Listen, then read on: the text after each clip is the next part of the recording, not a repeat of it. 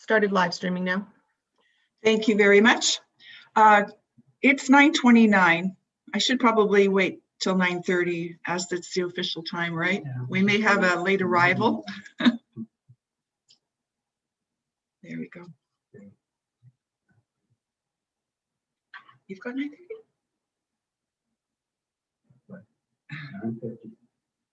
I got 9:29.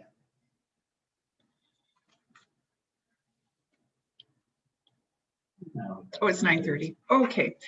Good morning, everyone, and welcome to our meeting for February 3rd, 2021.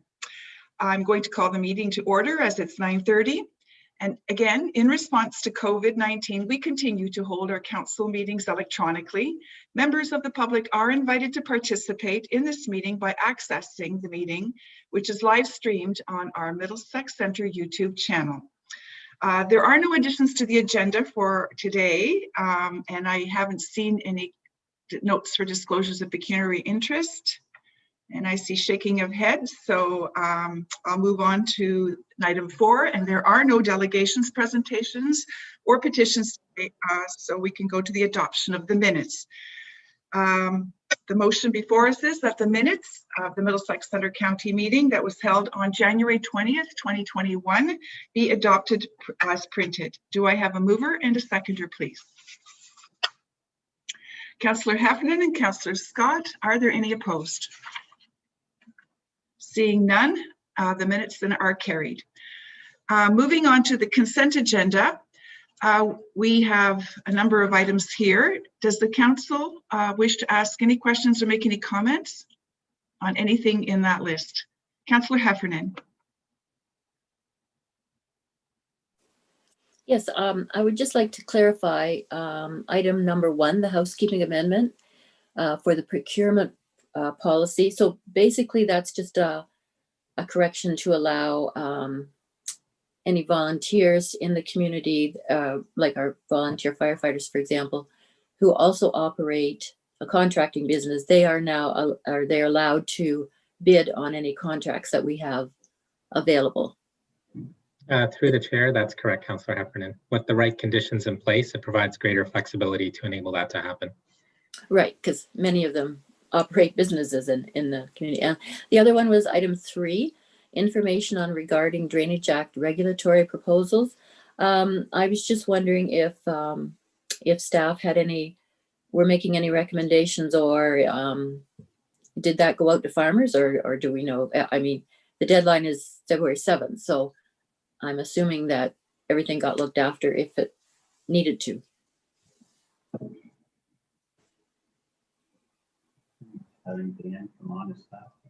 Yep, do his name.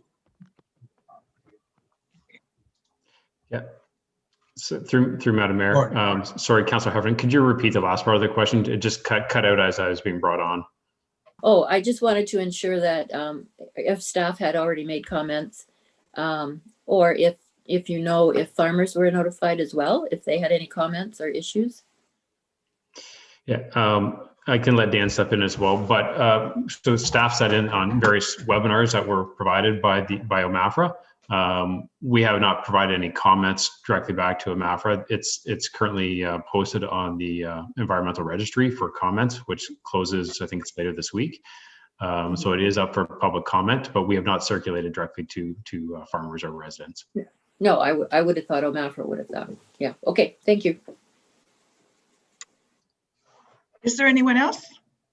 Seeing none, I just had one quick comment actually, and a quick question as well. It's with respect to item 6.2, which is the website and social media overview for 2020. I wanted to note that I've been really pleased to see how our communications strategies have evolved over the last year or so, and also the kind of interest and attention that the public have implied in our affairs and what's going on in the community. The numbers are really impressive in terms of how many people are accessing the various media. And I just wanted to ask, this will be a question for Heather. For example, we note that we almost have 1,000 households that are subscribing to the newsletter. And I'm wondering, we know where we are today. Are there plans to expand the reach, and how would that happen? And is there a plan in place to see if we can increase, say, the number of households, the number of views and shares and all that kind of thing? Sure. Through you, Madam Mayor, thank you for the question. So we're always looking for ways to make content available to residents, and we try to do that in a variety of ways so that they can get the information in the way that best suits their needs. With social media, we continue to promote the channels through our various newsletters. So if you see the newsletter, you get a link to the website and you get a link to the social media and vice versa. But one of the really key aspects of that is providing relevant and reliable content that our residents can continue to share and feel confident that they're sharing and getting the best information. And that's key to engaging them in that platform. With our e-newsletter, I would ascribe a lot of our growth to the simple fact that we added a question to folks signing up for e-billing and for changing their water accounts if they'd like to receive the e-newsletter. So really making them aware and making it a one-click for them to join on has really seen a lot of increased subscription to that service. And then I just want to add that we continue to use traditional methods of reaching out as well. We know that not everyone has reliable and internet out in the county. And we also know that not everyone likes to receive their news that way. So we're putting inserts into our tax bills. We've got our new page in the Middlesex banner that's going out once a month, and hopefully we'll get some good feedback. We started that this month.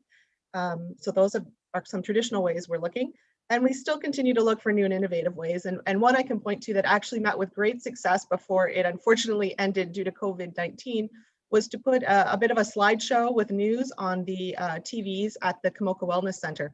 So while folks were waiting for their hockey games to wrap up or whatever, we had a slideshow with just, one page kind of posters of what was going on. And we got great reviews from that. So yes, we're looking to continue to grow these different platforms in different ways and continue to look for ways to engage people where they're at and how they like to be engaged with. Well, thank you. Communication has always been one of those things that people say, where do I get it? How do I know what's going on? So I'm really encouraged to hear all the work that you've been doing and the innovative ideas that you've added to the repertoire, but recognizing also that some people would prefer to receive their content in other ways. So kudos to you. And I guess kudos also on the fact that the local TV channel recognizes that the information that's on our sites is great. So good for you. Thank you very much for that.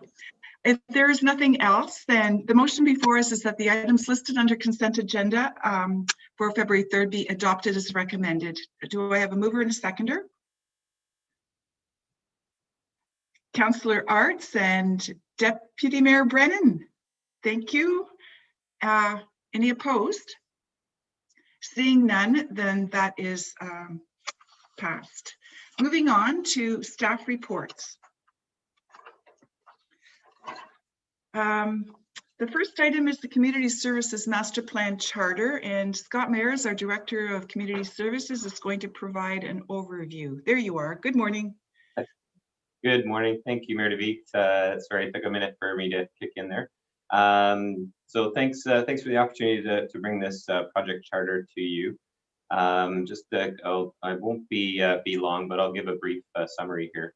I was very fortunate, I think, back in 2012 when I started here, that to have a master plan that was already pretty much handed to me. It was I came here in July of 2012, right on the heels of the completion of that study, and it really gave me a roadmap heading into the position, and it certainly was put to good use over that time. Over the last year or two, we've noticed that obviously the community has changed quite a bit, and there has the needs are starting to change, and I think there's some expectations, and so that we feel that the time has come for an update to this master plan. With the old plan, we were able to complete 62 of 73 recommendations as I went through them.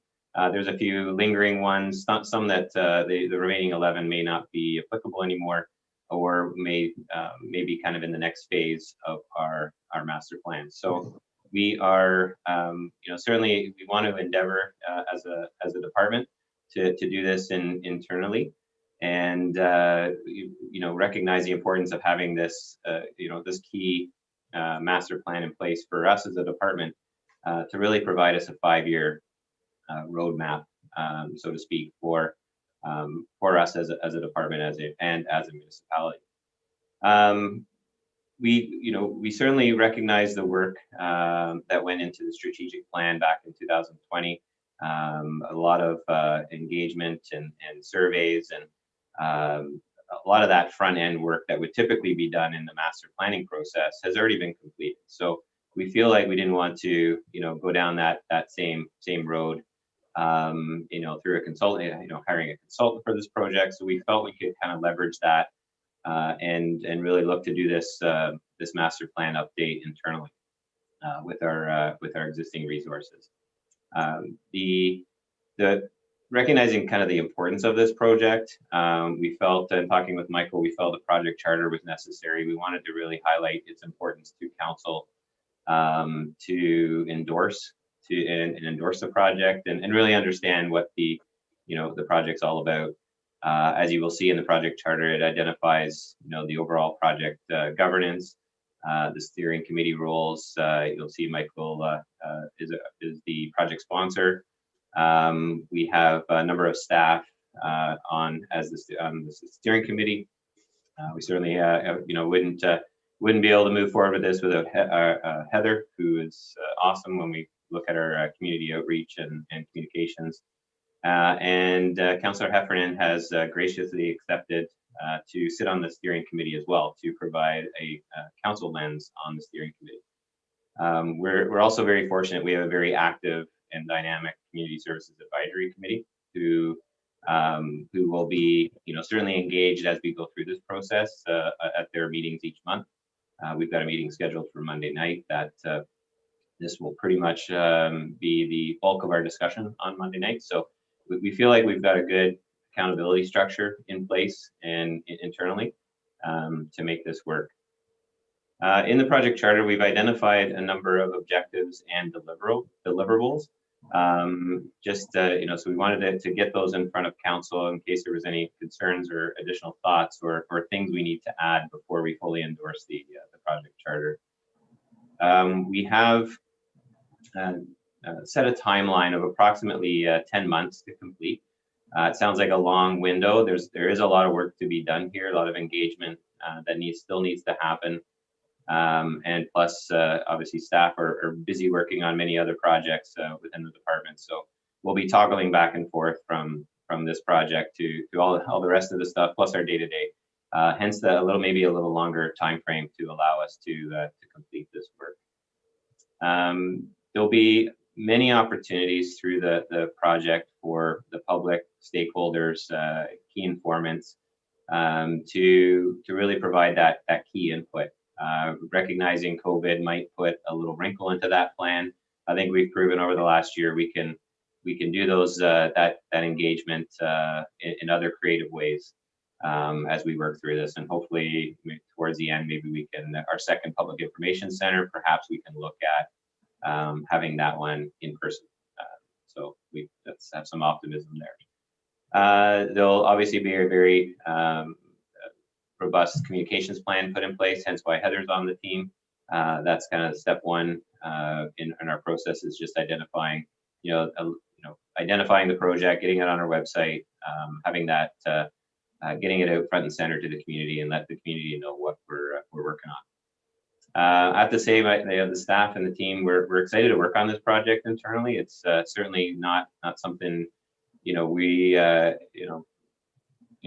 take lightly. It's an important project, and we want to do a good job on this and have that great engagement with the community. So happy to answer any questions you might have, but really just looking for the overall endorsement of the project. Thank you for that report, Scott. I'll go to council now. Are there questions for the staff?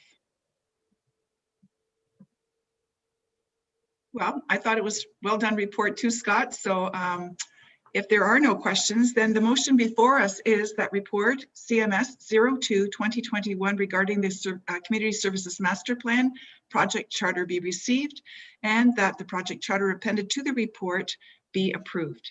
Do I have a mover and a seconder, please? Councillor Scott, Councillor Shipley, are there any opposed?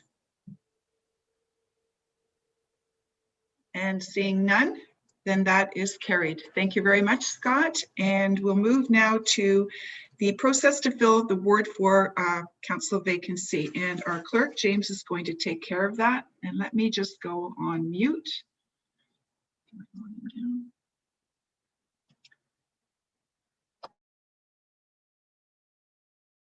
So much.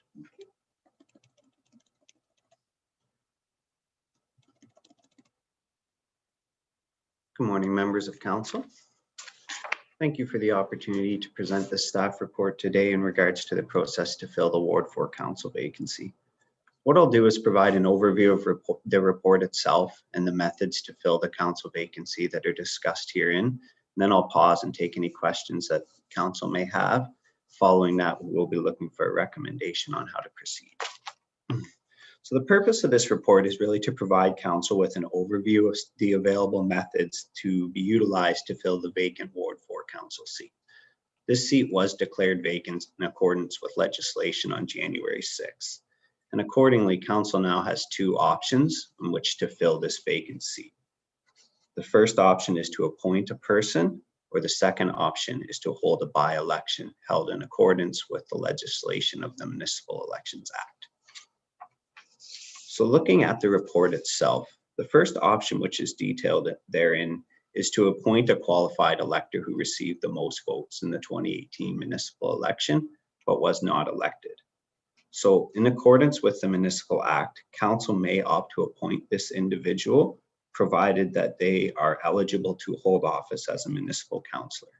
In order to be qualified to hold the office of municipal council under the Municipal Act, this person must be 18 years of age, a Canadian citizen, a resident of the municipality, an owner or tenant of land in the municipality, or the spouse of such owner or tenant of land in the municipality. And finally, they must not be prohibited from voting by any other act.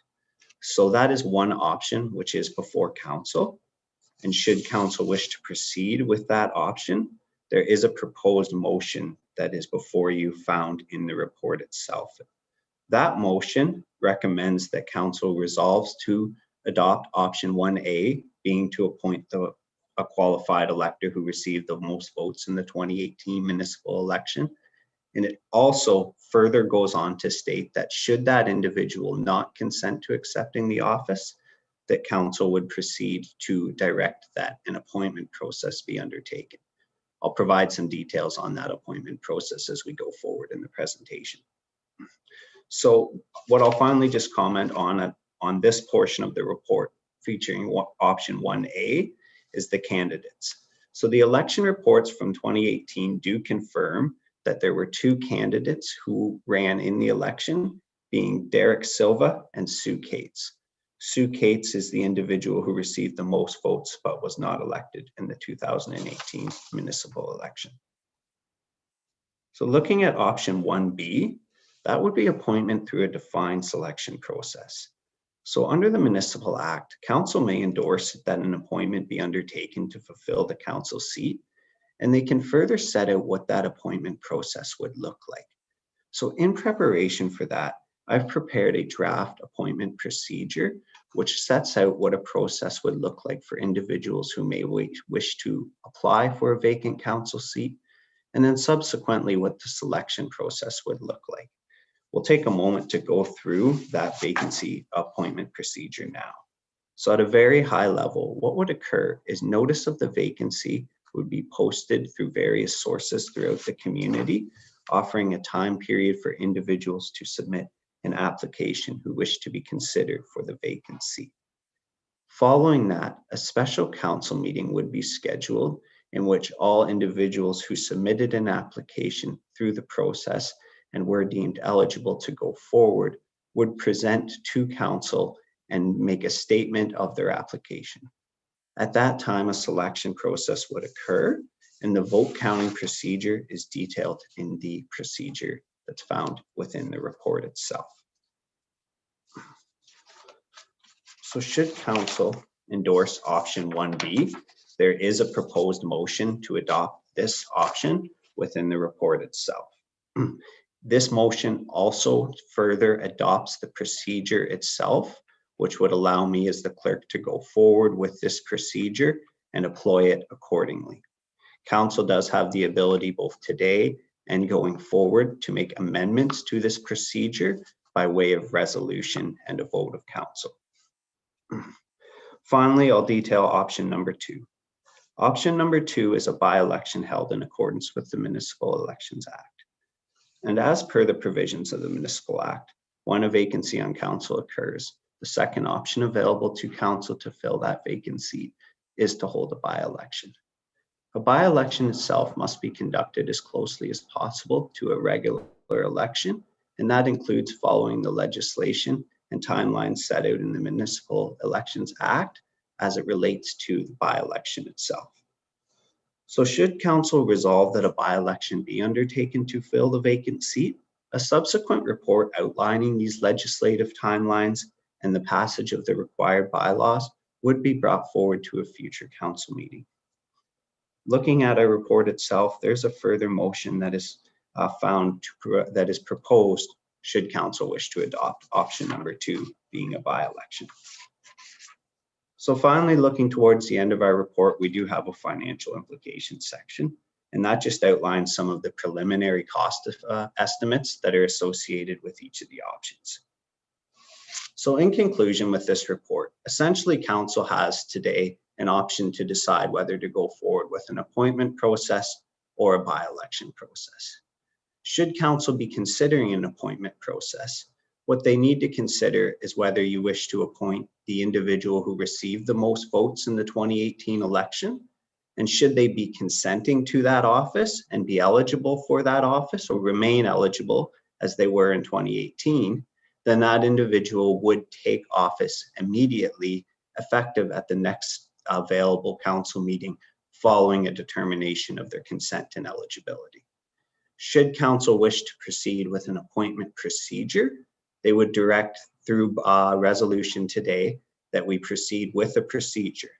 Council can decide to adopt the procedure that's before you today. You can adopt it in full. You can propose amendments to that procedure today, or you can direct that procedure be referred back to myself as staff to make further changes and updates to it. So those are some of the options that are available to council.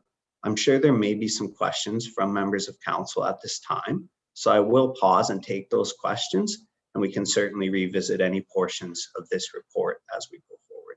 So thank you.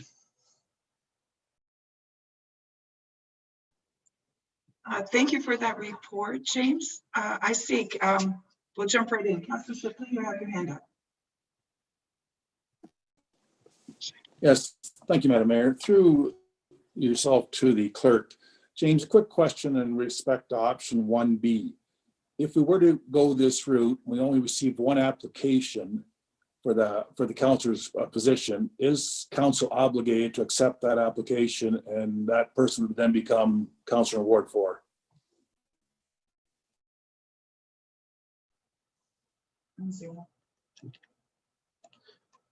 Through the chair, thank you, Councillor Shipley, for the question.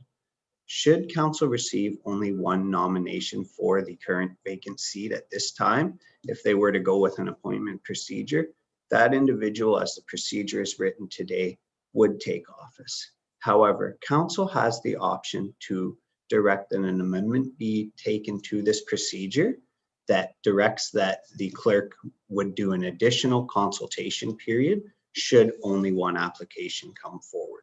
So what that means is if interest is not generated for the office of Ward 4 councillor, council does have the option to ask that staff seek further interest from the public and go out and see if there are any individuals who are interested by extending that period. So that is an option which council has before them. And should council wish to proceed with that option, they would direct that an amendment be done to the procedure today, or they could direct that amendment done in the future. Does that answer your question? Yes, it does. Thank you. At this point, I would like to make a motion for amendment to that respect.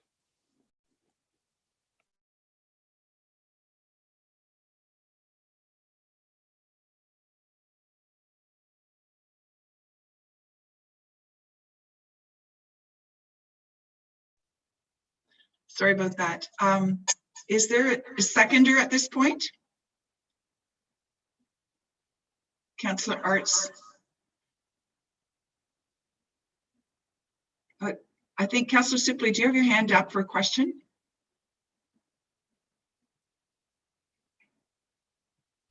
No, Madam Mayor, I was just trying to set my volume. Oh, okay. I think Councillor Scott has his hand up. Well, oh, do we need to?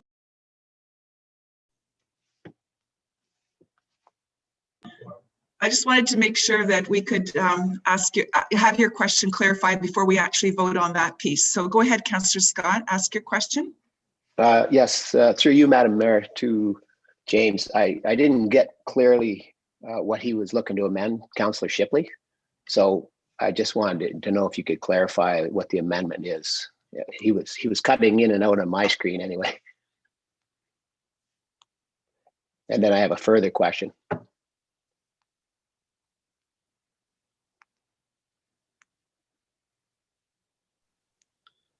So to restate, the amendment proposed by Councillor Shipley was that the appointment procedure before us today be amended, that if only one nomination be submitted for the office of the vacant Ward 4 councillor, that an additional advertisement and consultation period be undertaken by staff to seek if there is any further interest from the public. Is that clear, Councillor Shipley? And does that match the amendment that you proposed? Okay. Yep, thank you. And are you okay with that explanation of Councillor Scott? You said you had an add-on as well. Yes, no, that makes sense to me. I just didn't get it all there, so I thought I'd get clarification. So at this point, he's just making an amendment to option B, 1B. And have we eliminated option 1A or not at this point? No. Okay, yeah, because I'm kind of leaning towards that to start myself.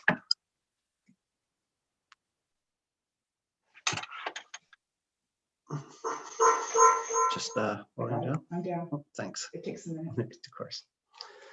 Thanks for your patience, everyone. We're working together with the technology as well on this end of things. So that's a great question. Just to clarify, there is no option formally placed on the floor by council at this time. We've simply had a request to amend the appointment procedure, which in its draft form is before council today. So neither option 1A, B, or option 2 has been formally placed on the floor at this time.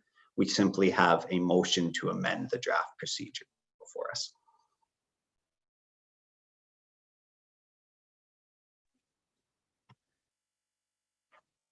If I may, the last clause in proposed motion to adopt option A says further that the individual who received the most votes was not elected, declined to accept. The municipal clerk shall utilize option B. So the process is automatic to go from 1A to 1B the way the wording stands now. Am I right?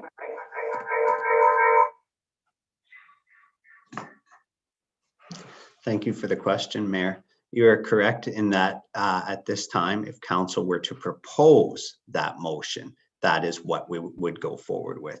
We have not proposed any motion at this time, but that is the recommended motion before you in your agenda package. So should that recommended motion for 1A be proposed and adopted, you are correct. What would happen is the individual who received the most votes in the 2018 election, we would reach out to that individual. We would see if they were consenting to accept the office. If they did not consent to accepting the office, we would then be authorized to proceed with employing the appointment procedure that you see before you today. What I would do, of course, at that time, should council proceed with that recommendation and place that on the floor, would be to report back to council to provide a sense of the dates and timelines associated with employing the procedure. So what I mean by that is what a period of nomination would look like for individuals, the timeline whereby they could submit applications, and setting a date for the special council meeting to review those applications.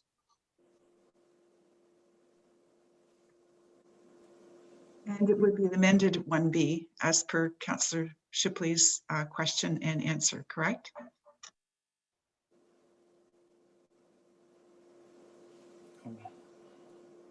it would be amended 1A. Oh, sorry.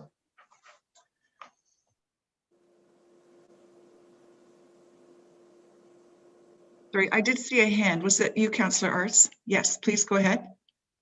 Through you, Madam Mayor, to James, just for clarification too, when you said the most runner-up votes, that's specifically Ward 4, not just so people, yeah. Thank you.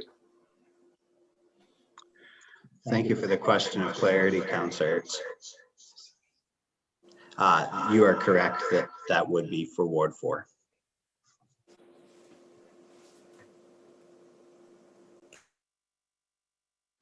Okay, are there any additional questions from anyone?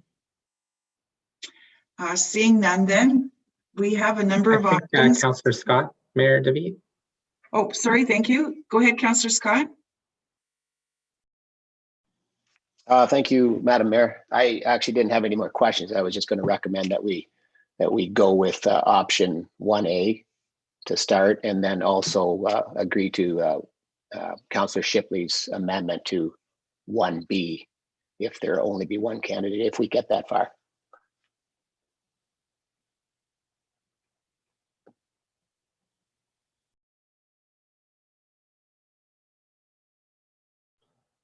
So at this time, we do have Councillor Shipley's motion on the floor. That's been moved and seconded. So I would ask that council vote on that motion related to the draft procedure. Once we've completed that vote on the motion for the draft procedure, we can then place a motion on the floor for the option itself. So at this time, I would ask the chair to call for a vote if there's no more questions on the draft amendment to the procedure. I'll call the vote then. Are any opposed? Seeing none, that is carried. And then the wording of the motion before us is that the report from the clerk 03/2021 regarding process to fill Ward 4 council vacancy be received for information, and that council resolves that option, and we need your option in that wording, as detailed in the report, be utilized as the method to fill the vacant Ward 4 council seat. So if I have a mover, please state, please tell me which, or should I just make an assumption that we're going with 1A? No, I need to, someone should say, please tell me 1A or B, or whichever you prefer. And Councillor Scott, just a second, I need to, yeah, go ahead. Okay, so you're looking for someone, through the mayor, sorry, you're looking for someone to make a motion that we go with option 1A, which is to, yes, well, option 1A, and then if that doesn't work, we automatically go to option 1B, correct? The wording is right now that if you suggest we follow 1A, we will go through that process. If the individual declines, then we will automatically have the, as per the last paragraph there, that the individual who declines then needs to be replaced. So the municipal clerk will then move to the process outlined in 1B. So it's a continuous process if we choose 1A. And 1B has been amended as per our previous vote. Okay. Okay. Okay. Thank you, Madam Mayor. I will move that. Thank you. 1A. And do I have a seconder? Councillor Heffernan. Oh, sorry. The clerk would like to make one comment of clarity. Let me just go on mute and decline. And okay. I also just wanted to clarify, the mayor did a great job of surmising the recommendation before you. If council wishes to proceed, I would also ask that council authorize and adopt the procedure as a whole, which has just been amended. So the procedure itself in its draft form has been amended per the previous vote, but I would just ask that this motion, should council wish to proceed with a vote on the motion before you, that I ask for clarity that it does include the procedure itself being adopted. Thank you very much.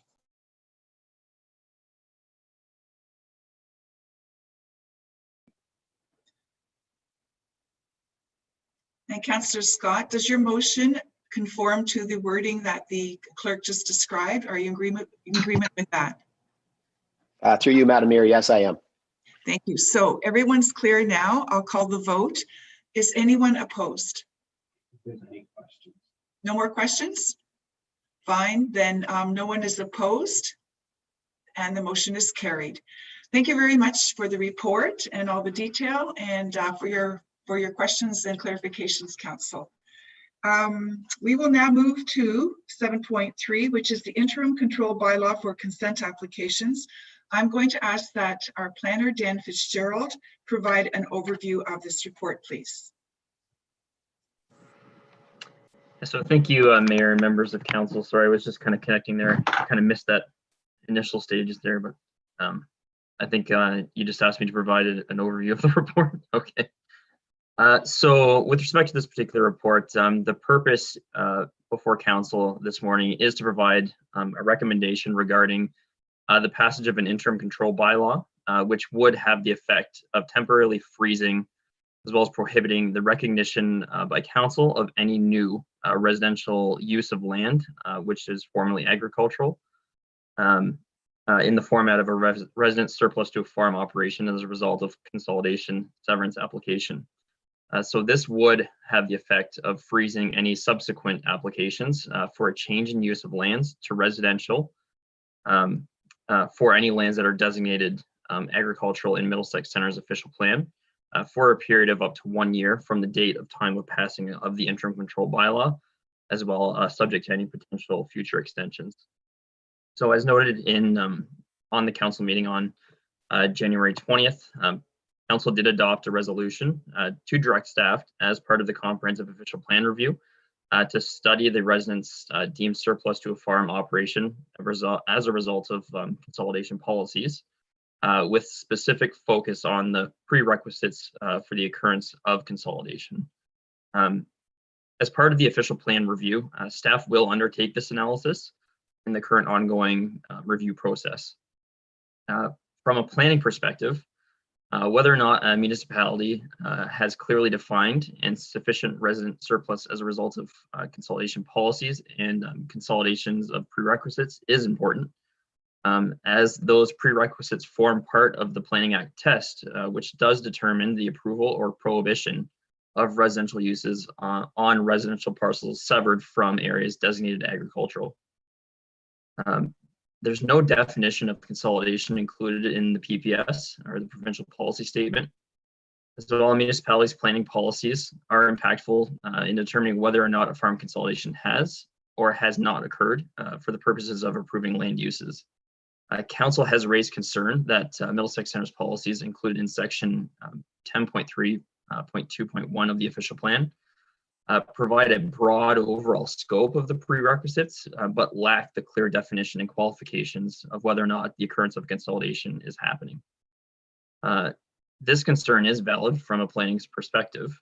As such, staff is recommending that it is necessary and prudent to place a freeze on any land use, building or structure for residential uses on residential parcels severed as a result of consolidation from agricultural lands.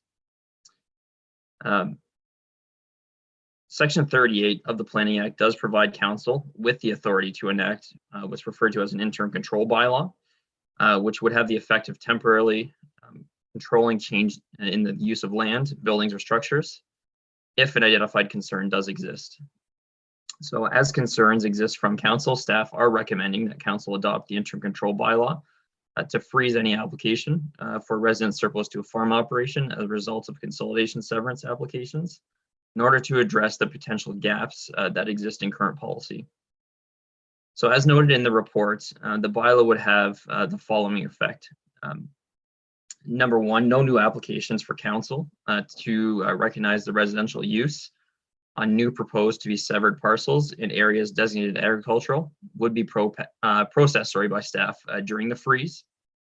Number two, new applications would continue to be received but not processed until such time as the interim control bylaw and any extension are no longer in effect.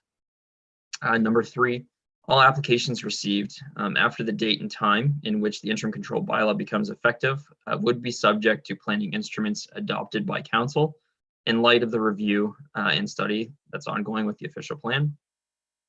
Number 4, pre-consultations will continue to occur with the general public as well as their agents, with the understanding that the policies are subject to change. And number 5, finally, any applications that are received in advance of passage of the interim control bylaw would be exempt from the freeze and will continue to be processed based on the current policies. So therefore, staff are recommending that the report be received and that interim control bylaw 2021-011 for the lands identified on Schedule A, those being all agriculturally zoned lands and designated agricultural lands in Middlesex Center, be adopted. Thank you, and I'm available to answer any questions. Thank you for that report. I'll turn to council now. Are there questions on the report? I don't see, oh, Councillor Scott. Thank you, Madam Mayor. Through the mayor to Dan. So you were reading off those options. Am I understanding that do we have to choose one of those options? Is that what we're going to do as far as the 5 options you mentioned, or do we have all 5 available to us if an application does come in? So through the chair to Councillor Scott. So those aren't options. Those are the effects of passage of an interim control bylaw would have on those types of applications. So essentially, any new application, if council were so to choose to pass an interim control bylaw today, would basically not be processed until such time as that interim control bylaw no longer had effect. And then further, it does clarify that any applications received after the time that the interim control bylaw is no longer in effect would be subject to any new policies that council adopted through an official plan review. And subsequently to that, it also clarifies that any application that is received prior to adoption of this bylaw would continue to be processed as a complete application with the policies that are currently in place. So we're not effectively freezing anyone that currently has an ongoing application at this time. Okay, thank you for that clarification. Any other questions? I don't see any. In that case, the motion before us is that the report CLK 02/2021 regarding the interim control bylaw for consent applications be received, and that an interim control bylaw for those lands identified on Schedule A for the municipality of Middlesex Centre be adopted. Do I have a mover and a seconder, please? Councillor Arts and Councillor Deputy Mayor Brennan. Are there any opposed? No one is opposed, and that is carried then. Thank you for that report, Dan. And we'll move on to 7.4, which is a request to remove the holding symbol on Martin Road filed by Peter McConnell on behalf of the applicant.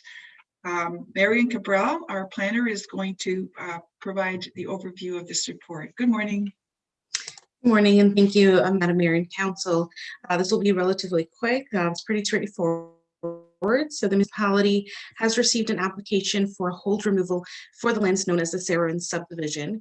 The subdivision is located on the east side of Martin Road and on the south side of Harris Road in Delaware. The plan of subdivision was given final plan approval in December of 2020 by the county to permit the creation of 5 residential lots, and the zoning to permit the residential development on each lot is in effect. The municipality approved the subdivision agreement in spring of 2020. However, due to the changes in ownership on the land, the municipality's legal counsel and the applicant came to an agreement to allow for final plan approval of the subdivision and then registration of that agreement on title for the newly created lots. And I've been advised by the applicant that the registration of the agreement is currently in process. As such, staff find that the hold condition has been fulfilled and can be removed from the subject lands, and I'll be happy to answer any questions at this time. Thank you for that report. Does any council member have any questions?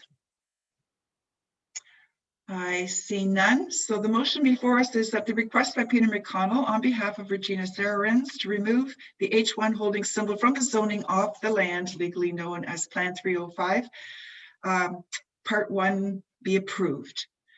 Is there a mover and a seconder, please? Councillor Scott and Councillor Shipley. Are any opposed? Seeing none, that motion is carried. Thank you, and you can move right ahead to number 7.5, which is another holding symbol application. Thank you, Madam Mayor. So the municipality had also received an application for hold removal for the lands known as the A&M subdivision in Delaware as well. And this is just across the street from the previous application. It's located on the west side of Martin Road and on the south side of Harris Road. The subdivision agreement was registered on title, and final plan approval was given in December of 2020 to create 12 lots. Additionally, the zoning to permit the residential development is in effect. As such, staff find that the hold condition has been fulfilled and can be removed from the subject lands. I'll be happy to answer any questions. And again, I turn to council. Is there anything that you'd like to clarify? Seeing none. Then the motion before us is that the request by Andrew Hentz on behalf of A&M Sod Supply Limited to remove the H4 holding symbol from the zoning of the land known legally as Plan 33M399 and further details. Save and accept Part 1 be approved. Do I have a mover and a seconder, please? Councillor Scott and Councillor Heffernan. Is anyone opposed? Seeing none, that motion is carried then. Thank you for those reports. And we'll move on to correspondence, where we have 3 items today. Just quickly, does anyone have anything there that they want to comment on or question? Seeing none, the motion before us is that correspondence items listed on the February 3rd, 2021 agenda be received for information. Do I have a mover and a seconder, please? Councillor Scott and Councillor Shipley. Is anyone opposed? Seeing none, that is carried then. For the next portion of the meeting, we need to move into closed session. So I'll ask for the motion that Council for the Municipality of the Middlesex Centre adjourn to closed session at 10:17 pursuant to Section 239(2) of the Municipal Act 2001 as amended to discuss the following matters. Section 239(2)(b), personal matters about an identifiable individual, including municipal or local board employees, and 2C, a proposed or pending acquisition or disposition of land by the municipality or local board. Could I have a mover and a seconder, please? Councillor Heffernan, Councillor Arts, any opposed? Seeing none, then we